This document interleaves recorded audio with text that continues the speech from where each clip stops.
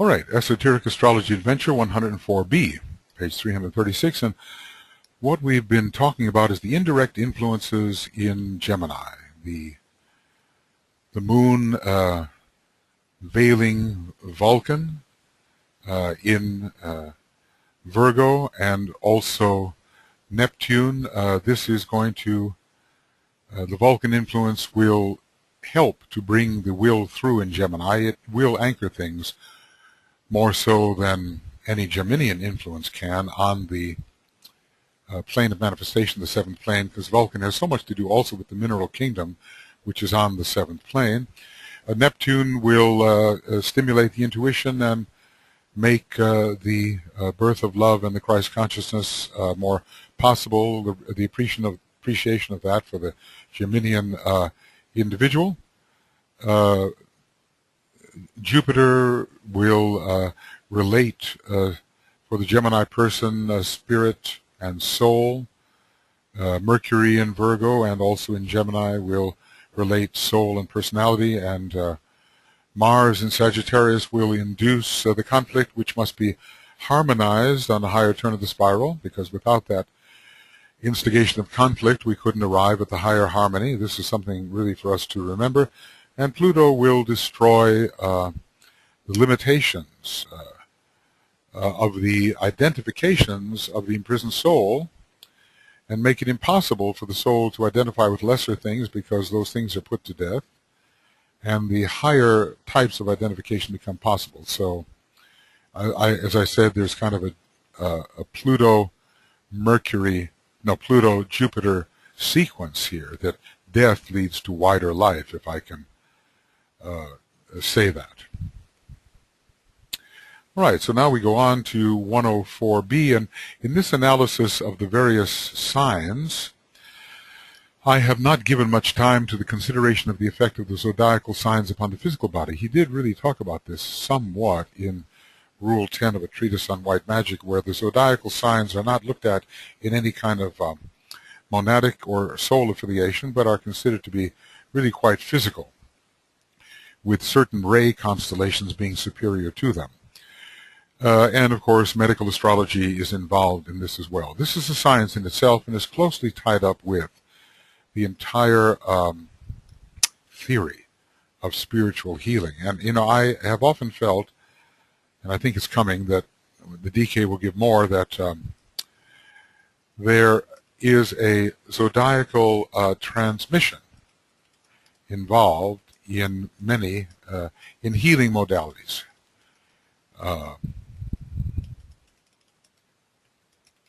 I've often, you know, I've felt that if one can attune with a certain planet which has a certain ray, you can transmit the virtue of that planet and its ray to the area of the body, or first the etheric body affected, and the same with the zodiacal potencies, the signs, as the constellations are mediated to us through the signs. We can transmit the virtues, because after all, you know, your pharmacopoeia, your medicines, they are in the sky, in a way. And if we can become reasonable transmitters, pure transmitters of those pure energies, what could they not cure? Providing that cure at a particular time and place is allowed by the higher wisdom of the soul, which sees further into the past and future, the solar angel does, than we can. So spiritual healing, I think, is really there, and I think there's a whole science of spiritual healing that is zodiacal in nature. I've never considered myself personally much of a healer, but when, under certain circumstances, I was forced to be involved in it, I found that I had an astrological angle on the whole thing. And for me, it was the invocation and transmission of palpable planetary and zodiacal energies which needed to be transmitted in order to give the necessary qualities to the one that either had to be bolstered or healed or uplifted, something of that nature. So, you know, it's probably some old Chaldean mode of operation with which one might have an affinity, but I have felt that there's a whole part of the healing science, maybe more than one, a whole part of the healing science which can be given, developed, and taught involving the transmission of the astrological energies. If you're ever in any kind of difficulty concerning the balance within your system, a state of fragmentation, because healing is wholing, you're creating wholeness and integration. What is needed to bring relief to the parts of yourself that are out of balance? Can you invoke a planetary energy, a zodiacal energy, which may, and the devas connected with that energy, which may be exactly what you need at that time, or exactly what somebody else needs? I just feel it's a part of the esoteric healing which has not been developed, and it strikes me as another bright idea. You get these bright ideas periodically, and they're often the same ones coming at intervals, but zodiacal healing. I want to write this in my little black book. Everyone should have a spiritual journal, and I like these kinds that are kind of flexible. They kind of bend, and you can put them in your pocket without a lot of resistance. Zodiacal healing and planetary healing. I think there's a great field there, and to open up. Okay, this is the science in itself, and is closely tied up with the entire theory of spiritual healing. We know that every sign of the zodiac has its connection with a different part of the body, and that's just classical astrology, and probably, therefore, with the etheric centers that are associated with that part of the body, and the rays accordingly. Of course, what's a little different is that there are different rays assigned to different chakras on the astral plane and probably on the mental plane. So it's an intricate science, and we have to know exactly what we're doing and where we are sending the particular needed energies once we ourselves are magnetically pure enough and radiatory enough to do that. I would like, however, to touch upon the relation of Gemini to the physical form. There's the Earth, right? For it is so truly symbolic of the process of divine unfoldment, and therefore most timely. So the physicality of Earth relates to its rulership by the Earth. It is, after all, one of those influences which could tend to ground the Gemini individual, who usually is overcome by the lack of the anchoring, manifesting seventh ray, stabilizing seventh ray, as he called it. So let's see what DK says here. Gemini rules the arms and the hands. Yes, I've sometimes thought that Cancer rules the grip of the hands, the claws, as it were, but the manipulation of the hands and the five fingers and the ability to move things about with the hands, I think, is very Geminian. So we do move a whole lot more about with our hands and arms than we do with our legs, don't we? Gemini rules the arms and the hands, indicating the service which the two brothers must render to each other in producing the dissolution under Pluto, it's going to cut the thread, right, of the separative relation which exists for so long between them. See, if we can, if Pluto separates the two brothers, then, or let's just say there is a separation between them, Pluto will destroy the separation. So Pluto as a destroyer of separation. We usually think of death as an act of separation. Now I'm here, now I'm there, and A cannot contact B and B cannot contact A, so that's separation. But what if Pluto, the planet of death, overcomes death, or overcomes the veil, which makes death seem real? Pluto overcoming the veil, which makes death seem real. So the separative relation will no longer exist, because there always is that sense of separation with Gemini, until perhaps maybe that fluidity in synthesis, or how was it called? What was it called? Something in synthesis here. Yes, dualism in synthesis, or fluid relation in synthesis. But in a way, non-separated dualities. This is what the higher Gemini influence can achieve. The poles are still noticed, but they are so interactive as to be non-separative. Okay, so the arms and the hands are ruled here, indicating the service which the two brothers must render to each other, each serving the other, after all. We serve the hierarchy and the higher beings, and they serve us. It's a mutual service rendered to each other. And I think I'll put down that idea here of mutual service in producing the dissolution, necessary dissolution, and Pisces reaps the benefit of that, because Pisces will cause this final merging. Even Virgo will bring about a closer merging than Gemini does, in producing the dissolution under Pluto of the separative relation which exists for so long between them. It is the health unto life that is here considered. The breath has to be connected here, right? It is the health unto life that is here to be considered, and for this reason Gemini governs also oxygenation of the blood. Now, oxygen, if hydrogen is connected with the first ray, oxygen is connected with the second ray. Oxygen connected with the second ray. So it's a conveyor of vitality to the blood through the breath. There's so many truths working out in the physical body considered as a symbol of the macrocosm. Sometimes the truth is just as plainly before us as a wise, perceptive study of the physical body. So Gemini is ruling the lungs and the breath and the taking of the air or oxygen into the lungs, and hence vitalization, vitality, and hence it often is that many Gemini people tend to look younger than they are, because they have been sustained through vitalization, and they are not, as it were, sagging through lack of oxygenation. It is the health unto life that is here to be considered, and for this reason Gemini governs also the oxygenation of the blood, leading as a result to life activity. There's the third aspect, right?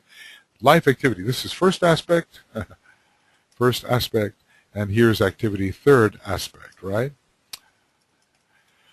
In this respect, the lungs have a lot to do with the first ray, because the breath is the life, right? And the life is identified as with the first aspect pretty closely.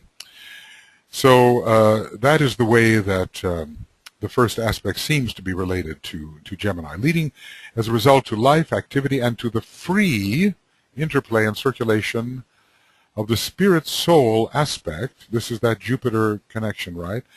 Throughout all the complex organisms within the corporate form. So we have here the circulation of the energies found within the higher ethers. So this etheric substitution is much connected with Gemini, I do believe. And to the free interplay and circulation of the spirit-soul aspect throughout all the complex organisms within the corporate form. So, free interplay is what's involved here. The oxygenation of the blood, life activity. The third and the first and third aspects together. And to the free interplay and circulation of the spirit-soul aspect throughout all the complex organisms of the corporate form. So the higher ethers, located on the higher mental plane and also in the realm of the Buddhic and Atmic and monadic plane, all of this can circulate through etherically, through etheric substitution. Etheric substitution is very much involved or connected with Gemini. We remember that the cosmic ethers, where the higher principles of man are found, can be connected with Gemini as well as with Aquarius, where there is the free flow of the life force, first aspect here, and no impediment to the circulation of the life fluid, which is etheric, via the blood. There will be consequently and normally the presence will consequently and normally be the presence of perfect health. So it's almost as if, the Whoa. Okay. Um, beginning here again with this sentence where there is the free flow of the life force and no impediment to the circulation of the life fluid via the blood. Does he mean something etheric or something, some precipitation within the blood itself? There will consequently and normally be the presence of perfect health. So it's as if, this is where I started, it is as if the masters understand the secret of immortality through Gemini, or as if Gemini is a very important energy involved in this preservation of perfect health through perfect circulation of the life principle. And therefore I would say that, Gemini and Leo have to be connected, the lungs and the heart being important in relation to each other in the preservation of vitality and health. Okay, so, he's going to say that.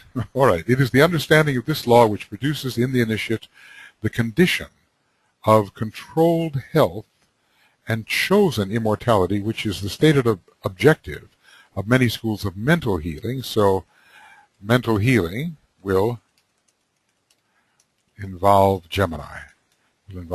So often. Because what can be thought is in relation to Gemini, whether or not it is properly applied. These, as you know, without exception, are so purely mystical and unscientific that their achievements are practically nil. They uphold the ideal, but fail of the consummation, and there again, lacking the seventh ray of stabilization. That is the problem. They lack the seventh ray of stabilization. So a mental ideal is there, but it does not find stable, anchored, grounded expression in the worlds of manifestation. So Gemini and the health and the circulation of the life fluid via the blood and the oxygenation of the blood and the power of vitalization through the use of the breath, which is connected with the first aspect. And also, the life is more than the first aspect, of course.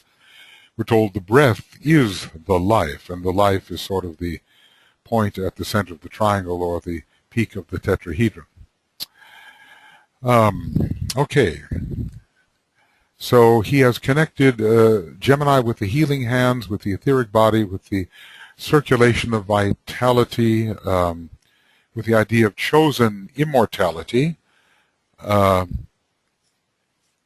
and the fact that, of course, the masters can do this. Sometimes when I think of Master R as the Count of Saint-Germain, it is my impression that the Gemini energy was very strong, and is very strong in general in relation to his Mahachohanship, a sign of great, great creative intelligence. I think of this, the third ray in relation to the third sign, not so much in its second ray aspect, but with the incredible versatility of intelligence and his ability to control his health and choose immortality in form according to the needs of the plan. Okay.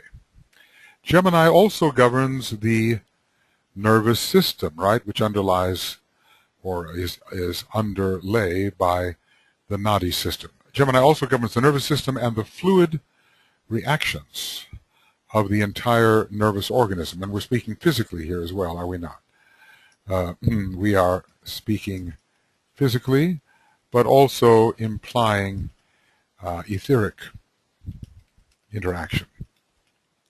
Hence, you have in this sign and its activity the tendency to the eventual control of the two aspects of the soul to which I have made such constant reference in my books. The life aspect seated in the heart, and Gemini with its powerful connection to the second ray must also be one of those signs which is closely related to the heart, and using the bloodstream as its mode of interplay and of life-giving expression, So connected to the life aspect, okay, and also and the consciousness aspect seated in the head, so both heart and head, and using the nervous system as its mode or condition or process of expression. So through Gemini, we have the connection of head and heart. We might say the same for Mercury and Venus. Yes, we could do that, and even for Mercury or for Mercury and Jupiter, which two were discussed in relation to the Gemini sun sign and Gemini rising sign. In other words, always we're going to have polarities that can be or must be harmoniously related, and head and heart are two of the major polarities to be united in this way. So so what this leads us to, conclude that Gemini is a sign powerful in the integration process, bringing things together, and Jupiter is so powerful in it, ultimately, not initially, being the force that brings all things together, that wherever there are opposing dualities, it can be Gemini and Mercury or Gemini and Jupiter that help us bring these together. Now just think of the transferences that are going on between the sacral center of the throat, the solar plexus and the heart, the base of the spine and the top of the head, and so forth. What if Gemini is involved in these transferences? They could be successful. Gemini could be involved in the three usual chakric transferences. Sacral center to throat to throat. And I'll just say etc. because we know what is meant here. To these, so there's the connection with the blood, there's connection with the nervous system, connection with the life and consciousness. In a way, it's spirit soul, life and consciousness, right? We're talking about then the Mercury-Venus connection. Connection between spirit, I often capitalize it, and soul, or life and consciousness. This is what we've been talking about here, and how these can flow through the entire organism. They can flow through the entire organism, represented by the Earth, which is the other and higher ruler, though a non-sacred planet. To these must be added both the direct and indirect influence effect of the rays which rule the sign. Does he mean the sign or the planets in the sign? Let's see. So we're talking about direct and indirect influences, right? Speaking of direct and indirect influences, and now adding the rays. To these must be added both the direct and indirect effect of the rays. The rays involved in the sign Gemini, well, that's the second ray, but also the planetary rays we've been discussing, and the rays involved in Virgo, 2nd and 6th, Sagittarius, 4, 5, and 6, and Pisces, Pisces 2 and 6. So the second ray is frequently found, twice found, and the sixth ray is 3 times found, and will be working in an indirect manner. He talked about the mental idealism, didn't he? So the Gemini will be affected by that, by the influences on the other arms of the cross. It is through the understanding of life and consciousness, as governed by Gemini, that the, yes, life and consciousness, this is what he's been emphasizing for us, and in a way, it is Mercury and Venus, in a way, because Mercury is representing everything going on the planes of life, the cosmic ethers, and the consciousness aspect is more related to the soul or Venus, etc. It is through the understanding of life and consciousness as governed by Gemini that the final release can be mentally achieved. So the mind is involved in this release, and the correct manipulations to relate the pairs of opposites. This is not just a sensed release or some sort of emphatic power release. It is a keen intelligence which Gemini possesses, involved in engineering the coordination between life and consciousness, and bringing about then the fourth and fifth initiation. Now, fascinating that Gemini is actually connected with the fourth initiation. If you can look at it, the crucifixion.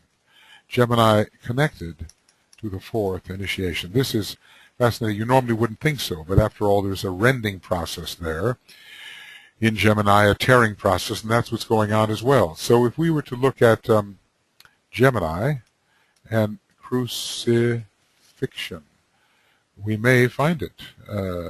There it is. The crisis of renunciation, crucifixion, Gemini, mutable cross.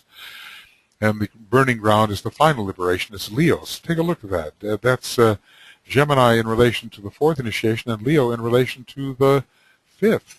Capricorn in relation to the third, and Scorpio into the second, and, well, you know, along with other signs, and Leo to the first initiation, but other signs involved, Capricorn as well. So not just one sign per initiation, of course, not just one. But Gemini definitely with the crucifixion. And if we turn here to page 70 of Esoteric Astrology, you're going to see the same thing, because at the fourth initiation, the ruler of Gemini, which is Mercury, is going to be closely involved. Mercury and Saturn will be closely involved. This is somehow the release of Manas into Buddhi, or their complete infusion. You know, giving the brain is Saturn, Mercury is the mind. Mercury here is the transcendental mind. So both Gemini and Mercury are involved in the fourth initiation, not only the death-dealing signs and planets like Pluto and Scorpio and Pisces and so forth, with Gemini as well, yes. Ponder upon this statement, for in Gemini the disciple can come to some intelligent grasp of what we might call the consciousness mechanism. How consciousness really works in form, through what type of mechanism does it work, and of the life processes, there's the word life, which enable man to be what he is. So how vitality flows into the form and sustains the form, and how perpetual youth in form can be achieved. So it is really an intelligent understanding of the mechanism and of the life process. Mechanism, and life process. Intelligent understanding. Notice how the third aspect of divinity is related there in this third sign, with two planets of intelligence and intellect being very, very strong, Mercury and Venus both. Gemini also is so involved with healing. I've seen quite a number of healers who really have this Geminian strength in their chart, and of course I think it's because we're dealing with magnetic and radiatory healing and the etheric body, and Gemini is one of the major rulers of the etheric body, and also facilitates the bringing in of the higher energies through the etheric body, which are, after all, the healing energies, or at least yes, they are energies which promote healing. Soul energies and the energies of Shambhala. In some of those healing formulas, we actually have the monad in the act. I'm surprised at how the monad, which is sheltering the life aspect, is really a big part of these old commentary healing formulas. Okay. Gemini also rules the thymus gland, which is inactive in the adult person, owing to the fact that the heart center is unawakened in the majority. So the awakened heart center will reawaken the thymus gland, right? The awakened heart center will reawaken the thymus. And you know, we're told to become as little children. Well, the little children are actually initiates of the first and second degree, become as little children. in whom the initiation process is taking place, and in whom the buddhi is flowing in, and in whom the heart is awakening, and in whom the thymus will reawaken with its powers. It almost makes us think that in the early days, maybe Lemurian days, there was some sort of heart devotion, which was later complicated by the intellect and even stifled, and we have to re-achieve that, only this time simultaneously with the powers of intelligence. It will, however, become active when the immortal brother floods the mortal brother with the light and life of God. We're not talking about love here coming down, but the result is to awaken love in the heart center. So light, the third aspect, or at least under some ways of thinking about it, and life connected more with the first aspect, descend and produce the opening of the heart. The heart having certainly the life aspect connected with it, the love aspect, yes, and even now people are talking about the intelligence of the heart. So I wouldn't be at all surprised to find the way in which the heart is intuitively intelligent emerging. So on the path of discipleship, our thymus gland should be awakening, and we will have various effects within the physical body that correspond. Then the heart center, with its correlating activity of consciousness, that's group understanding and group love, response to group vibration, will function freely.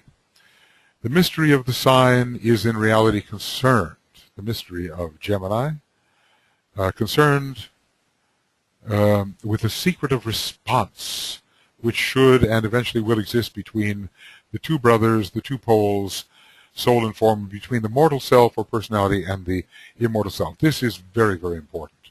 The secret of response between the poles. Now, there may be interplay, but is it right and properly adjusted and calibrated response? This we will have to take time to achieve. So let's look at that again. Reading that again. The mystery of the sign is concerned with the secret of the response, which should eventually exist between the two brothers. Between the two poles, soul and form, there is not necessarily an acutely intelligent and loving interactivity between these two poles for most of us. There's recognition, there is maybe delayed response, at least on the part of the lower of the poles, but that quick and sensitive, almost immediate obeying of the inner impulses of the soul, or at least registering what they are, that has yet to be cultivated in most. Sensitivity and quick reaction are the characteristic of people born with the sun in the sign or with Gemini rising. Quick reaction. Mercury is quick. And the poles have to approximate each other, and the poles have to be united, but they must know each other and they must be sensitive to each other. And of course, looking at the other person also as an opposite pole, sensitivity to the other person and quick etheric response especially is found in Gemini. Etheric and mental response. Maybe, I don't know about the emotional response. Sometimes Gemini people are not so emotional, but other factors, of course, can induce this. This leads in the earlier stages and with the undeveloped person to a fluid versatility.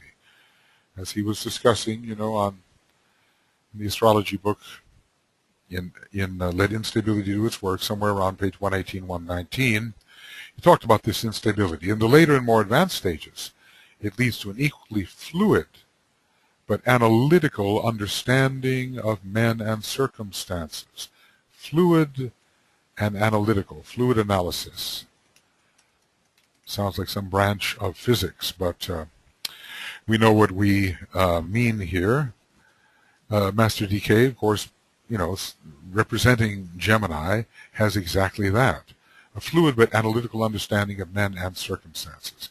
This is brought about through the constant activity, the ceaseless movement and unending changing conditions which are inherent in the sign itself. This is brought about through the constant activity, the ceaseless movement and unending changing conditions, equal to everything in a way, no surprises, having contacted so much and so many. And these pulsate between the two aspects. These pulsate. What pulsates is brought about through the constant activity, the ceaseless movement, and the unchanging conditions, unending changing conditions which are inherent in the sign itself. Well, this kind of fluidity, mobility, exchange of perceptions, a sensitive response, a quick reaction, these pulsate between the two aspects of this dual sign and are enhanced by the fact that Gemini is the most important aspect of the immutable cross, said to be the head of the cosmic Christ, setting or determining the changes and their rate of progression. So the other signs of the mutable cross are dependent upon Gemini to set, to determine changes and rate of progression.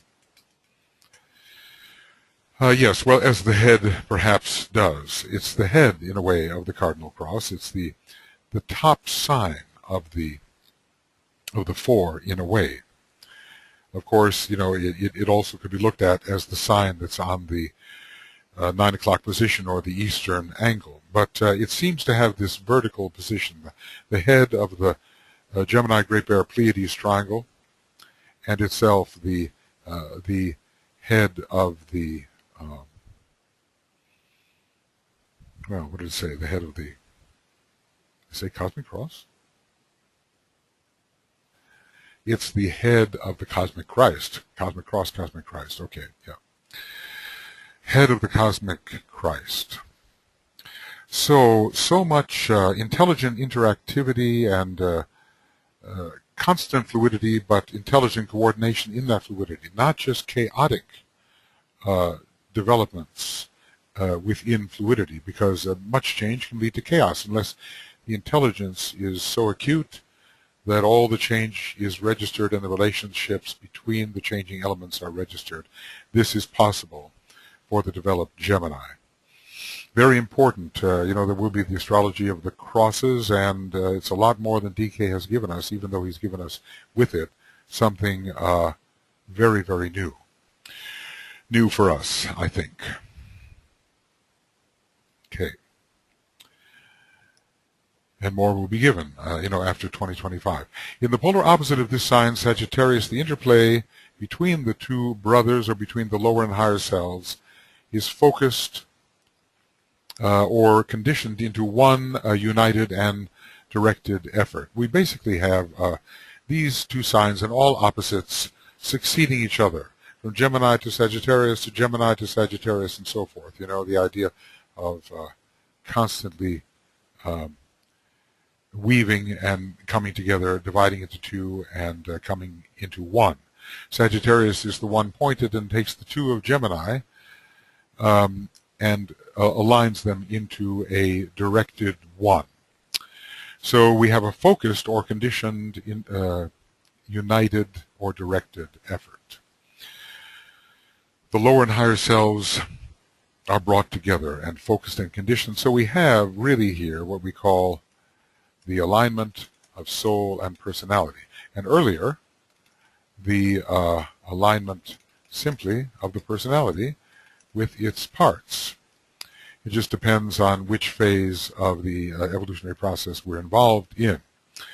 So the versatile, changeable man becomes the self-directed disciple, which is not to say that you can't have a wonderful, intuitive initiate following even after the self-directed disciple. Under Gemini, as I say, the signs succeed each other, and the opposites are constantly playing leapfrog with each other as they ascend towards ever higher expressions of their quality. The versatile, changeable man becomes the self-directed disciple, one pointed in effort, yet preserving the versatility earlier developed, but controlling and governing the tendency to fluidity. It's almost as if this should be put on page 330. Should this be put on 3:30 Esoteric Astrology. Now, if we went back there, I think it's approximately 3:30, we're going to see that he is blending the, oh, it's a little bit earlier, isn't it? He's blending the types of, maybe it's even later. Yeah, it's later, not earlier. Okay. So, speed reading. So the lights are here, and now the interaction of the pairs of opposites follows. It's going to be 3:30 something, isn't it? Yes, there we go. So here's Gemini Sagittarius. Fluid interplay and instability lead to personality, focus, and determination. That's Sagittarius. We went over this already, of course. The mind is one-pointedly devoted to personality achievement. The threefold lower man, synthesized and directed, controls all activity. That's a personality consummation, not a spiritual or soul consummation. And then coming back to Gemini, what have we got here? Sagittarius, Gemini.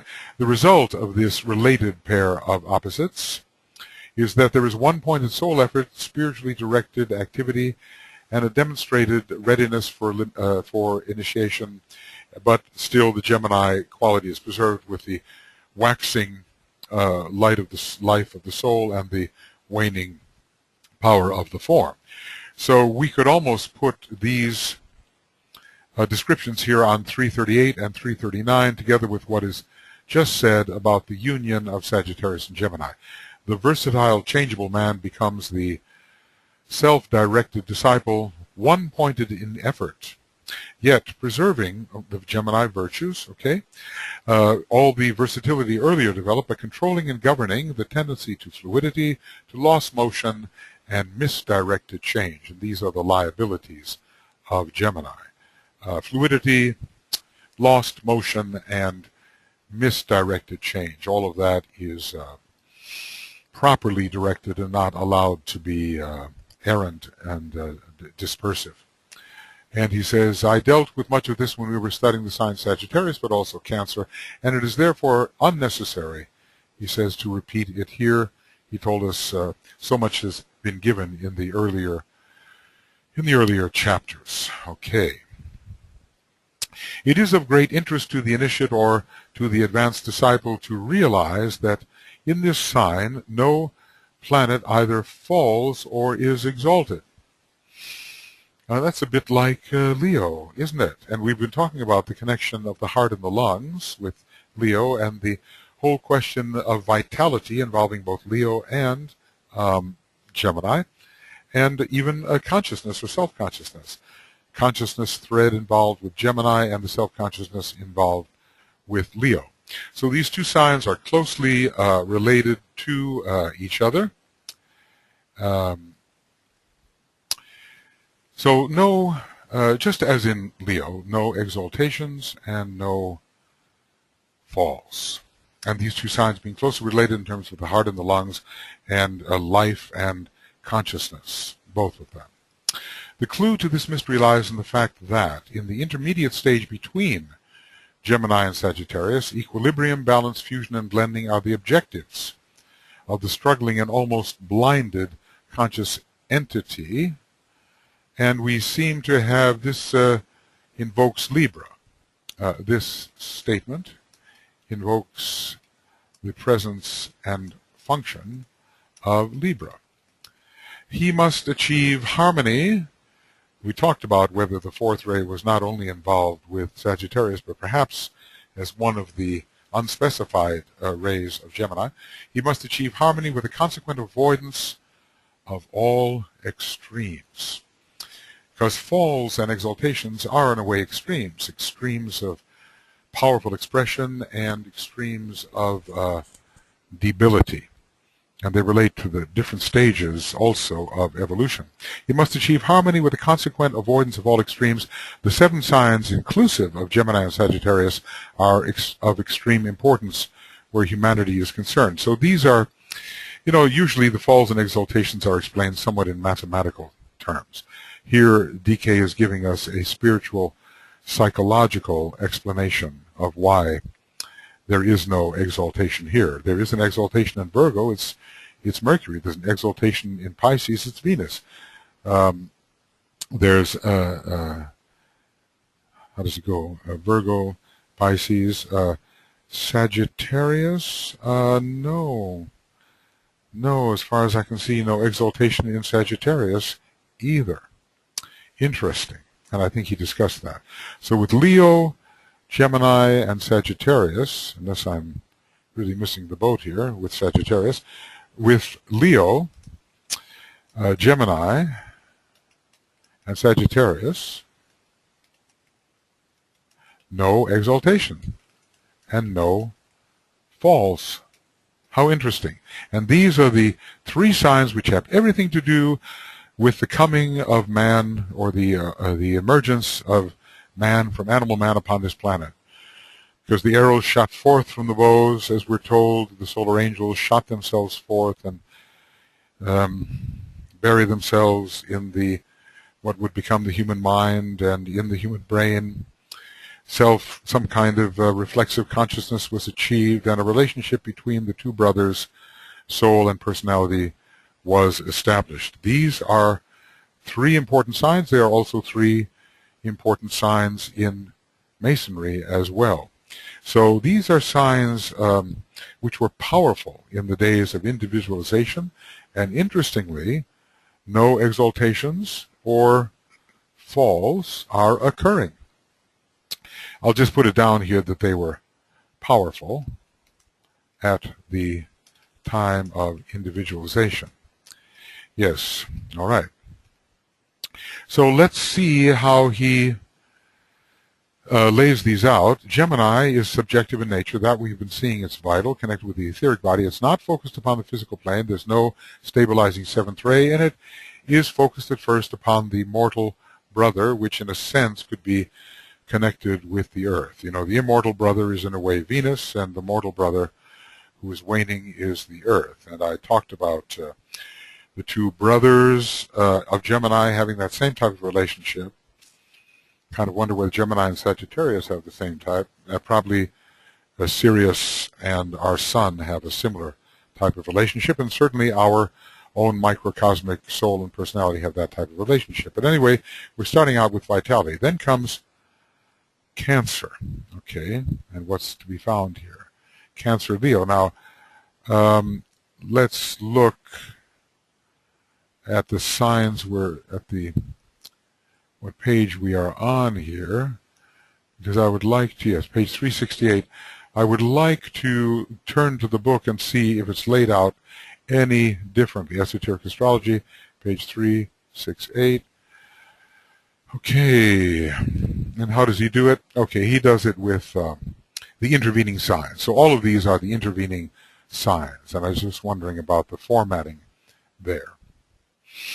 So Cancer, Leo, Virgo, Libra, and Scorpio are strictly human signs, all of them with their recognition of duality, emphasized in the central sign, Virgo, where the interior conflict between soul and personality is subjectively waged.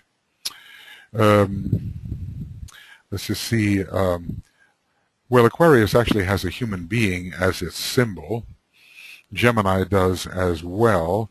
None of these, they all have either animal, well, no, Virgo has a human figure. Does it not? Yes, it does. And the others are animal figures or the figure of some piece of equipment like the scales, or maybe the claws of the scorpion, as Libra used to be called. So they're strictly human signs, and some sort of balance has to be achieved here, avoiding all extremes. That's the tone is set there by Libra. And they are human signs. This is what DK calls them, strictly human signs. Okay.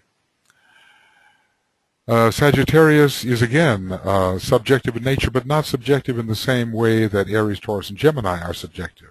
It's vital, yes. It's not focused in consciousness upon the physical plane, although, you know, startlingly, so many Sagittarian types are body conscious and are involved in the strengthening of the body and promoting its agility through athletics and the various types of yoga and discipline. So in that way, there is a focus upon the physical plane, but the more developed Sagittarian has this sense of higher consciousness. It is focused upon the immortal brother. He's given us, this is all given in sequence. We have to remember, no, this sequence, SQU.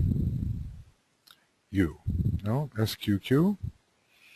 Oh well, SEQ. That's it. Okay. Get a little compulsive there. Sagittarius, subjective in nature, vital again, and we have noticed that in Sagittarian people that the power of vitality is cultivated. And the earth is involved again because earth, in a way, represents the etheric body and therefore the planetary prana, the power of vitality. It's not focused in consciousness upon the physical plane. It's focused upon the immortal brother. But we remember that when individualization occurred, it was just the opposite. Sagittarius represented the animal and Gemini represented the angelic self, or the possibility of creating a higher ego on the higher mental plane through the substanding of the solar angel. Okay, now we go a little farther. In Sagittarius, the same condition is found. No planet is exalted and no planet falls. All right, as we were saying, Mercury is, however, in detriment, or its influence is lessened, and I want to say its common influence, its usual influence is lessened. Because there are many brilliant people with Mercury in Sagittarius. They are mathematicians, theoreticians, intuitives, and so forth.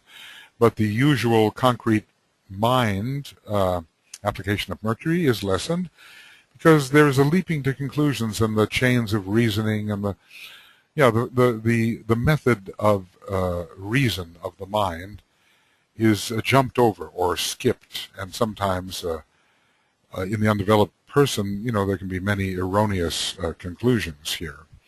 In Gemini, the above is true of Jupiter, with Jupiter being in detriment, but still deeply connected with Gemini in a still more spiritual way. And then you kind of wonder whether Mercury, as an intuitive planet, with Sagittarius being one of the intuitive signs, is not also deeply connected with Sagittarius, even though it's in detriment.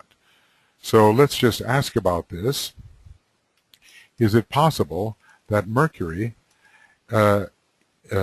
is also specially powerful in Sag, even as Jupiter is in Gemini? Simply because a planet is in detriment doesn't mean that it will not be powerful, but maybe some of its usual functions will be detrimented. In the love and cohesion aspect of Jupiter is detrimented in the early Gemini response. The rational tendencies and mentally analytic tendencies of the concrete mind of Mercury is detrimented in Sagittarius, but not its higher intuitive functions. Anyway, he's dealing here with exaltations and falls, and we're getting to the point where we're going to begin the decade soon, and I'd like that maybe to be a separate program. So why is this so? Why this is so, esoterically speaking, is one of the secrets of initiation. Why Jupiter? Well, from the rational point of view, we can see it. Some of the higher functions of these planets just cannot thrive in the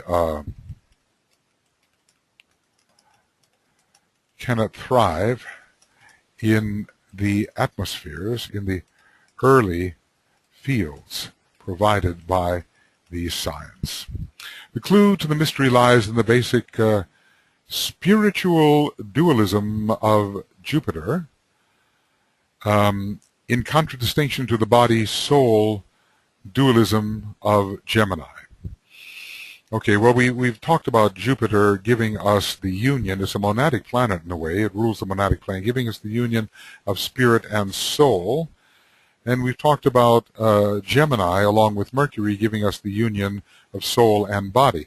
In Sagittarius, the dualism of Mercury as it expresses itself in the lower mind, is transcended by the universal or spiritual mind. And basically, we're being told here that there is a Mercury connection.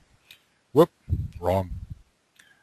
There is a Mercury connection with universal or spiritual mind, higher mind. There is a Mercury connection with universal or spiritual mind. We call this higher mind. There's so much about Gemini that at first is very connected with the third ray and with illusion and with the mobile arrangements of the concrete mind, and that's very non-Jupiterian. Jupiter is a planet of the higher mind, and it's rather fragmented in the early use of the Gemini energy. Mercury, however, is a reasonable planet, reasonable and reasoning planet, and those functions cannot be expressed in the early, expression of the Sagittarian energy. But later, every detriment's a fall. Every fall is an exaltation. Every exaltation is a fall, and every detriment is a rulership. Every rulership can be considered, from certain perspectives, something of a detriment. So more than this hint is not possible at this time. All right, so we're going to here have the end of Esoteric Astrology Adventure 104B. And we are on page 369. 369, and beginning of Esoteric Astrology Adventure number 105. I guess we'll do it that way.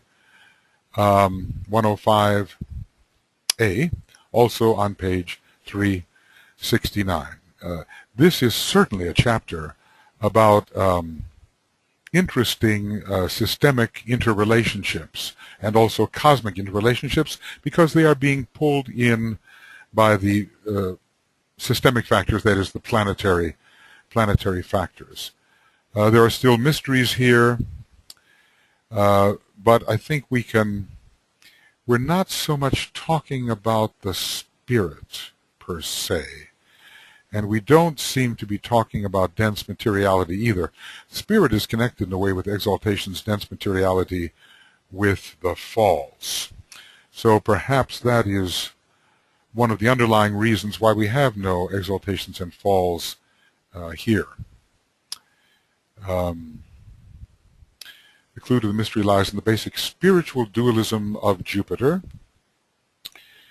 But of course, it's so beautifully expressing that spiritual dualism in Gemini. So when it falls into the lower part of Gemini, it's fragmented. When it rises into the expression of the higher Geminian field, it's at home. And can we say that about Mercury in the lower Sagittarian field, which can be very disjointed and impulsive in thought? Mercury is not at home, but in the higher, expansive, intuitive Sagittarian field, it is at home. All right, well, that will have to do for the moment. Some of these secrets of initiation will have to wait until we are privy to the secrets that he's talking about. Otherwise, we can simply, perhaps, infer.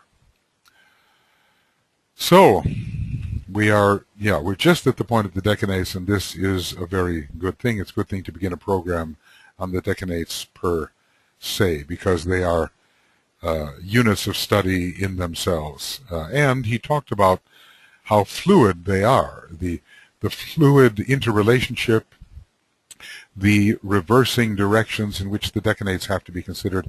It's all in a way a very Geminian study. Right is left, left is right, forward is backward, backward is forward. This is all related to this mutability of Gemini and the opposites, considering opposite poles, opposite directions, opposite meanings, and so forth. All right. We'll have to do for the moment, and we will go on at some point here with Esoteric Astrology number 105A, and that will be the conclusion pretty much of the Gemini chapter, and it's quite a bit here. Well, not that much. And we'll go in also to the decanate papers that I've prepared on these things. So we keep our study going. We keep moving forward. Very good. See you soon.